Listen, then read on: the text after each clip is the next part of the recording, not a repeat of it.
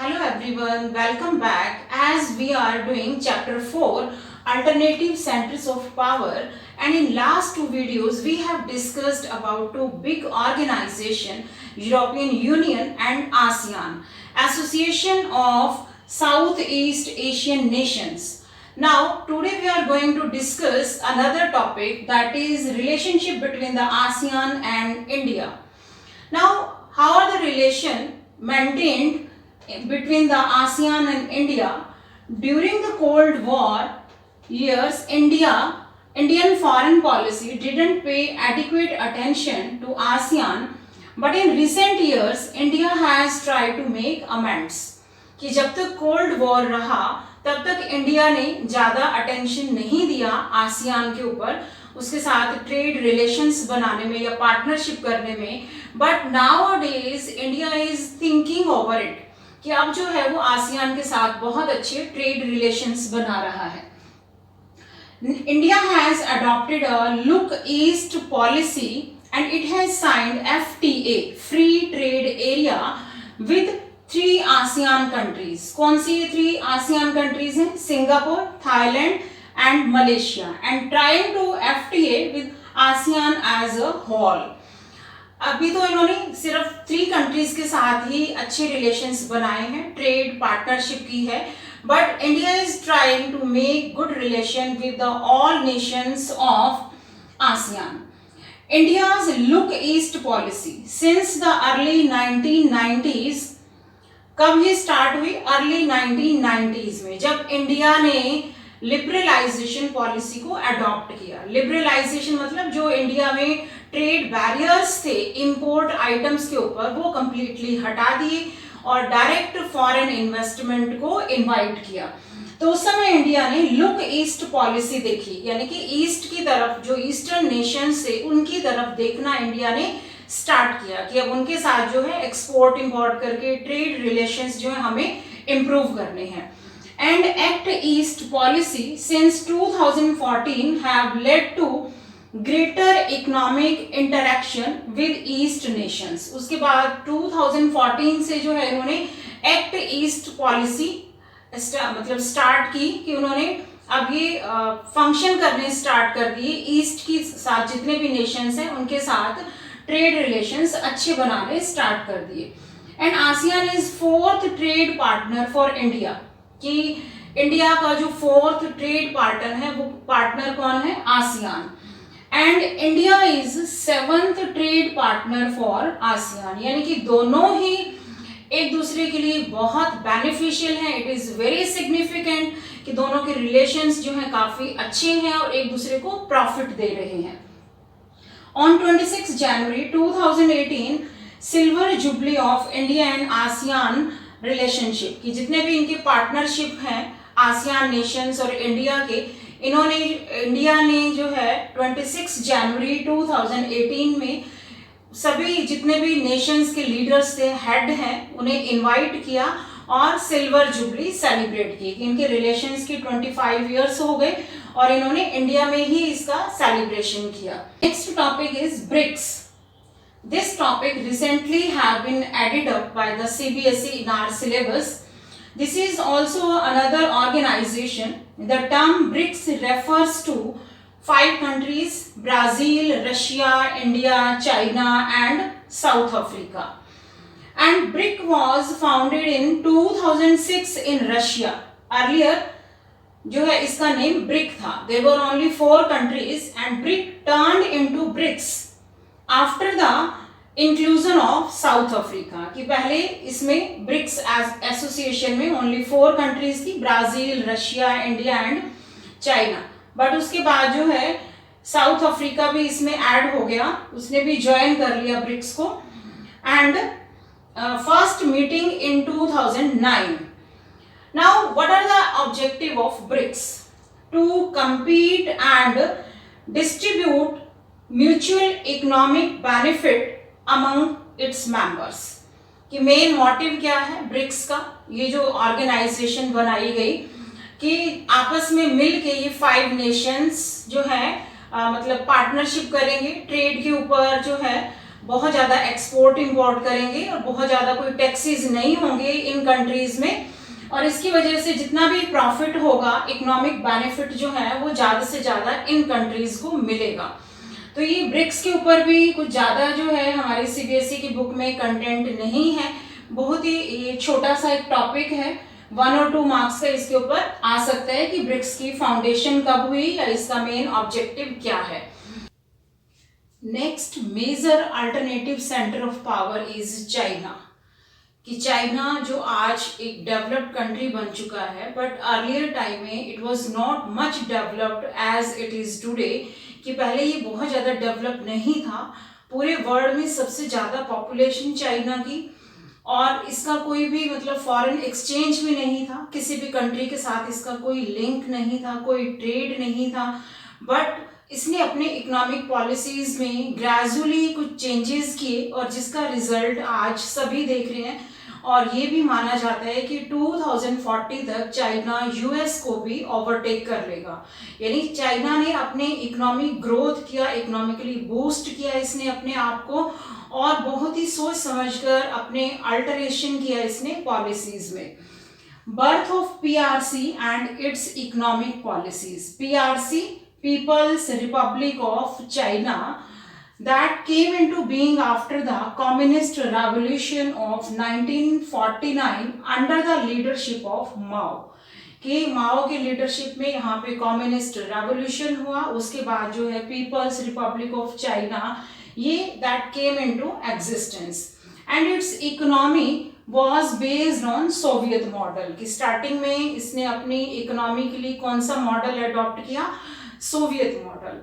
And we have already discussed about the Soviet model in second chapter, कि USSR का जो Soviet model था, यानी सोशलिज्म को अडॉप्ट किया, कैपिटलिस्ट से बिल्कुल कट ऑफ हो गया ये, and China adopted socialism and didn't have link with the capitalist word, कि कैपिटलिस्ट को बिल्कुल भी फॉलो नहीं किया और कैपिटलिस्ट वर्ड से भी बिल्कुल मतलब आइसोलेट हो गया। इसने अपने आप को कंप्लीटली आइसोलेट कर लिया, कट ऑफ कर लिया कैपिटलिस्ट वर्ड से। Now the factors of increasing economy, which were the factors which were responsible for increasing economy in China? Population, landmass, resources, यानी कि एरिया वाइज जो है ये बहुत लार्ज है चाइना, और इसकी पॉपुलेशन भी बहुत ज़्यादा है, और एरिया वाइज लार्ज है, इट मीन्स कि बहुत सारे जो है यहाँ पर रिसोर्सेज हैं। तो इसने अपनी पॉपुलेशन को जो है एक प्रोडक्टिविटी का सोर्स बनाया, यानी ह्यूमन डेवलपमेंट के ऊपर, जो ह्यूमन रिसोर्स डेवलपमेंट है उसके ऊपर ज़्यादा फोकस किया, और अपनी पॉपुलेशन को एजुकेशन और हेल्थ फैसिलिटीज बहुत ज़्यादा प्रोवाइड की। And with the help of USSR they invested their capital from agriculture to industries. कि यूएसएसआर ने इसे सजेस्ट किया कि आप अपने सबसे पहले एग्रीकल्चर को मॉडर्न करो, और एग्रीकल्चर से जितना ज़्यादा मतलब प्रोडक्टिविटी होगी, जितना सरप्लस सेविंग होगी, जो भी प्रॉफिट होगा, उससे आप इंडस्ट्रियलाइजेशन के ऊपर इन्वेस्ट करो। और उसने फिर ऐसे ही किया। And they had no foreign currency, so they couldn't trade with other countries to buy technology and goods. कि फॉरेन एक्सचेंज की बहुत ज़्यादा शॉर्टेज थी इसके पास, तो यही मेन रीज़न था कि ये अदर कंट्रीज के साथ ट्रेड नहीं कर पाया, और बाहर से बहुत ज़्यादा टेक्नोलॉजी भी ये परचेज नहीं कर पाया। तो इसने अपनी पॉपुलेशन के ऊपर, यानी ह्यूमन रिसोर्स डेवलपमेंट के ऊपर फोकस किया, और विद इन नेशन अपनी लोकल गुड्स ज़्यादा से ज़्यादा प्रोड्यूस की। And in 1970s Chinese leadership took major policy decisions, कि अब जो है इसने 70s में, मेनली 1978 में जो है अपनी पॉलिसीज में एक ड्रास्टिक चेंज किया, और ओपन डोर की पॉलिसी अडॉप्ट की। ओपन डोर पॉलिसी मतलब कि इसने फॉरेन कंपनीज को इनवाइट किया कि विद इन नेशन चाइना में आके वो अपने मतलब इंडस्ट्रीज लगाएं, क्योंकि यहाँ पे पॉपुलेशन ज़्यादा है तो लेबर भी काफ़ी चीप है और बहुत प्रोडक्टिव लेबर है। तो बहुत सारी मतलब वर्ल्ड के डिफरेंट कंट्रीज से यहाँ पे बड़ी बड़ी कंपनीज आने लगी, और डायरेक्ट फॉरेन इन्वेस्टमेंट जो है वो चाइना में होने लगी। And China reestablished political and economic relations with USA, ending its isolation in 1972। कि इसने अपने आप को जो पूरे वर्ल्ड से आइसोलेट कर रखा था। मतलब जब आइसोलेशन का पीरियड था तब then what was happening in China no one knows, किसी को नहीं पता था कि वहां पे क्या हो रहा है। बट अब जो है उसने यूएसए के साथ अपने रिलेशंस अच्छे किए और अपने आप को आइसोलेशन से अलग किया। एंड इन 1973 प्रीमियर जाओ एनलाई प्रपोज्ड फॉर जो भी मतलब चेंजेस थे, नए इनोवेशंस किए एग्रीकल्चर में, इंडस्ट्री में, साइंस में एंड टेक्नोलॉजी, यानी कि मॉडर्नाइजेशन किया इन 4 पिलर्स में, एग्रीकल्चर में, उसके बाद इंडस्ट्री में और साइंस और टेक्नोलॉजी में। कि इन्हें अब रियलाइज हो गया था कि जब तक हम अब 4 पिलर्स को जो है स्ट्रांग नहीं करेंगे हमारी इकोनॉमी बूस्ट नहीं हो सकती। एंड 1982 प्राइवेटाइजेशन ऑफ एग्रीकल्चर, कि ग्रेजुअली इन्होंने अपने पॉलिसीज में चेंजेस किए, यानी कि एक साथ नहीं किए। सबसे पहले इन्होंने अपने एग्रीकल्चर को मॉडर्न किया और मॉडर्न मशीन्स के द्वारा एग्रीकल्चर प्रोडक्टिविटी को बहुत हाई किया। Then after in 1998 privatisation of industries, कि अभी तक तो ये सारा इंडस्ट्रीज और एग्रीकल्चर गवर्नमेंट के अंडर में चल रहा था, बट अब धीरे धीरे इन्होंने इसे प्राइवेटाइज कर दिया। And trade barriers were eliminated and in SEZs यानी स्पेशल जोन एरियाज, जो स्पेशल इकोनॉमिक जोन्स थे वहां पे इन्होंने ट्रेड बैरियर्स भी हटा दिए। Now what are special economic zones, कि वो जोन्स हैं जहां फॉरेन कंपनीज आके अपनी मतलब फैक्ट्रीज लगाती है या ऑफिस सेटअप करती है, मतलब MNCs आती हैं और जो एम्प्लॉयज उनके वहां रहते हैं तो उनको जो है वो कंट्री जहां पे वो एस्टैब्लिश कर रहे हैं अपने ऑफिस और फैक्ट्रीज, तो वो कंट्री उन्हें बेटर फैसिलिटीज दे रही है बहुत चीपर रेट पे, लाइक इलेक्ट्रिसिटी, वाटर, ट्रांसपोर्टेशन, ये सब उन्हें जो है स्पेशल इकोनॉमिक जोन में उन जो कंपनीज के मालिक हैं उन्हें बहुत सस्ते में सब कुछ मिल रहा है। एंड कॉन्सिक्वेंसेस, अब ये जो इकोनॉमिक रिफॉर्म हुए यानी अपने जो इकोनॉमी को बूस्ट अप किया और जो चेंजेस किए उसके क्या कॉन्सिक्वेंसेस निकले। China became the most favoured destination of FDI यानी फॉरेन डायरेक्ट इन्वेस्टमेंट, कि वर्ल्ड के डिफरेंट कंट्रीज से बड़ी बड़ी कंपनीज चाइना में आने लगी, यानी कि सबका एक फेवरेट जो है एक डेस्टिनेशन बन गया। फॉरेन डायरेक्ट इन्वेस्टमेंट बहुत ज्यादा आने लगी, जिसका रिजल्ट ये निकला कि उसके बाद फॉरेन करेंसी भी बहुत ज्यादा थी। And it has large foreign exchange, कि अभी भी जो है डायरेक्ट फॉरेन इन्वेस्टमेंट की जगह की वजह से यहाँ पर बहुत ज्यादा फॉरेन एक्सचेंज है। And became a member of WTO इन 2001, की वर्ल्ड ट्रेड ऑर्गेनाइजेशन जो इंटरनेशनल ऑर्गेनाइजेशन है इसका भी चाइना 2001 में मेंबर बन गया। एंड कुछ इसके नेगेटिव कॉन्सिक्वेंसेस भी रहे इन पॉलिसीज जो चेंज हुई। फर्स्ट है एनवायरमेंटल डिग्रेडेशन, यानी बहुत ज्यादा जब इंडस्ट्रियलाइजेशन बढ़ गया, इंडस्ट्रीज एस्टैब्लिश होने लग गई तो पॉल्यूशन क्रिएट हुआ, वाटर पॉल्यूशन, एयर पॉल्यूशन और एनवायरनमेंट डिग्रेड होना स्टार्ट हुआ। करप्शन बहुत ज्यादा बढ़ गई यहाँ पे। Inequality between rural and urban areas, यानी जो रूरल एरियाज थे वो तो अभी भी बैकवर्ड हैं, बट अर्बन एरिया जो है वो बहुत ज्यादा डेवलप होता जा रहा है। अनएम्प्लॉयमेंट, क्योंकि पॉपुलेशन बहुत ज़्यादा है, इकोनॉमी सुधरती जा रही है, बट फिर भी बहुत सारे लोग जो हैं अनएम्प्लॉयड हैं। And female employment with the bad and poor conditions, कि जहाँ पे फीमेल जॉब्स कर रही हैं, वर्क कर रही हैं, तो उनका जो एनवायरनमेंट एरिया है, जो भी जहाँ मतलब जॉब कर रही हैं वहाँ उन्हें सेफ्टी सिक्योरिटी नहीं मिल रही है, यानी कि उनको जो है बैड कंडीशंस फेस करनी पड़ रही है। तो इतने कुछ मतलब नेगेटिव पॉइंट्स होते हुए भी आज हम ये देख रहे हैं कि वर्ल्ड में जो है चाइना बहुत जल्दी आगे बढ़ता जा रहा है और एक सुपर पावर की दौड़ में है, यानी कि राइजिंग इकोनॉमी नेशन है कि अपनी इकोनॉमी को बहुत ज्यादा बूस्ट अप करने पे लगा हुआ है। And last topic of this chapter is relationship between the India and China, कि चाइना और इंडिया की रिलेशंस कैसे हैं। स्टार्टिंग में इंडिया और चाइना की बहुत ज़्यादा आपस में इंटरेक्शन नहीं थी। जैसे हम इंडिया के लिए कहते हैं कि इंडिया कभी सोने की चिड़िया था, ऐसे चाइना भी बहुत प्रॉस्पर कंट्री था और चाइना ने भी बहुत सारे मंगोलिया, कोरिया, अलग अलग नेशंस के ऊपर, एम्पायर्स के ऊपर रूल किया। और इंडिया में भी डिफरेंट रूलर्स थे, एम्पायर्स थे, नवाब्स थे, मुगल्स थे। तो दोनों ही अपने अपने मतलब फंक्शंस में इतने बिजी रहते थे कि बहुत ज़्यादा कल्चरली जो है बहुत ज़्यादा एक्सचेंज नहीं हुआ इनमें और ज़्यादा इंटरेक्शंस नहीं हुई।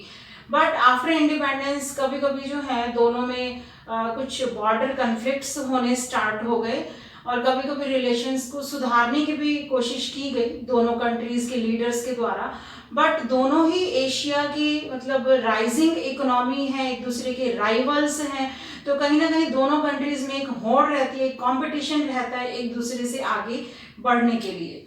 तो स्टार्टिंग में Indo China relations historically the regions where China and India exercise influence rarely ever overlap, यानी जिन जिन टेरिटरीज पे जो इंडिया के पास थी और जो चाइना के पास थी वो ओवरलैप नहीं थी, यानी डिफरेंट डिफरेंट टेरिटरीज थी।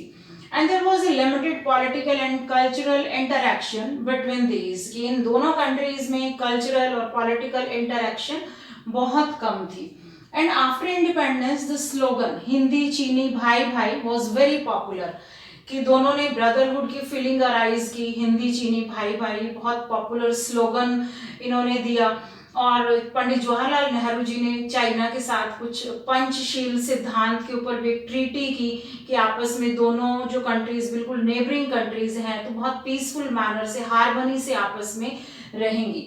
And China and India were involve in border conflict in 1962, कि 1962 में लद्दाख और अरुणाचल प्रदेश के बॉर्डर को लेके जो है कुछ कन्फ्लिक्ट्स हुए, वॉर हुआ।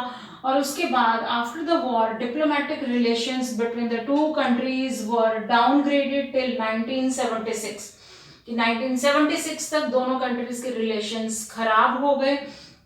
Then after reapproachment started after change in China's leadership and policies in the late 1970s, कि अब जब चाइना ने ओपन डोर की पॉलिसी अडॉप्ट की 1970s में और उसके बाद जब इंडिया ने भी लिबरलाइजेशन पॉलिसी को हटा दिया तो दोनों कंट्रीज के बीच में ट्रेड रिलेशंस थोड़े सुधरते हुए नजर आए। And Indian leadership also concentrated on improving relations. अब जो है इंडियन लीडर और चाइनीज लीडर आपस के दोनों कंट्रीज के रिलेशंस को इम्प्रूव करना चाहते थे। And since of talks were held to solve the border dispute after 1981, कि 1981 के बाद दोनों कंट्रीज के लीडर्स के बीच में आपस में कन्वर्सेशन हुई, बहुत बार मीटिंग्स हुई कि किसी तरह से बॉर्डर डिस्प्यूट्स को खत्म किए जाएं। After 1991, when Rajiv Gandhi visited China in December 1988, and since then both the government have taken measures to contain conflicts and maintain peace, कि राजीव गांधी जब चाइना गए उन्होंने चाइना में मतलब विजिट किया और उसके बाद से दोनों लीडर्स के बीच में बातचीत हुई और दोनों ने जो है पीस और हार्मनी के ऊपर अपना डिसीजन लिया कि आपस में हम आराम से शांति से रहेंगे और कोई भी कन्फ्लिक्ट्स नहीं होंगे। But there are some major irritants between the relations of both countries. China has helped Pakistan in building up nuclear weapons, कि दोनों के बीच में कहाँ रिलेशंस खराब हैं, कि चाइना जो हर बार पाकिस्तान की फेवर लेता है क्योंकि चाइना यूएन का मतलब एक परमानेंट मेंबर है तो उसके पास वीटो पावर है, और जब भी इंडिया पाकिस्तान के अगेंस्ट आवाज उठाता है तो चाइना हर बार पाकिस्तान की फेवर लेता है और पाकिस्तान में बहुत ज़्यादा उसने न्यूक्लियर मतलब वेपन्स इकट्ठे कर रखे हैं और उसके ऊपर बहुत ज़्यादा इन्वेस्टमेंट की हुई है। इसके अलावा चाइना जो इंडिया की नेबरिंग कंट्रीज हैं, अदर नेबरिंग कंट्रीज हैं लाइक बांग्लादेश या नेपाल, श्रीलंका, तो उनकी भी चाइना टाइम टू टाइम बहुत ज़्यादा इकोनॉमिकली और मिलिट्री की फोर्स पे बहुत हेल्प करता रहता है, जिसकी वजह से जो है चाइना और मतलब इंडिया के रिलेशनशिप में कहीं ना कहीं बिटरनेस है। एट प्रेजेंट भी जो है हमारे कन्फ्लिक्ट्स चल रहे हैं बॉर्डर को लेके, तो दोनों के बीच में रिलेशंस जब थोड़े बहुत कहीं सुधरते हुए दिखते हैं तो कहीं ना कहीं कोई ऐसा चाइना स्टेप ले लेता है जिसकी वजह से दोबारा से इंडिया और मतलब चाइना के रिलेशंस खराब हो जाते हैं। तो इस चैप्टर का ये लास्ट और इम्पॉर्टेंट टॉपिक था। इसी के साथ ही हमारा ये chapter 4 alternative centres of power, जिसमें हमने जो न्यू पावर्स हैं like European Union, ASEAN, BRICS और चाइना जो major alternative centre of power है, इसके बारे में हमने बहुत अच्छे से डिटेल में डिस्कस किया है। आई होप कि आपको ये पूरा चैप्टर बहुत अच्छे से क्लियर हो गया होगा। तो मिलते हैं नेक्स्ट वीडियो में नेक्स्ट चैप्टर के साथ, तब तक के लिए गुड बाय, टेक केयर।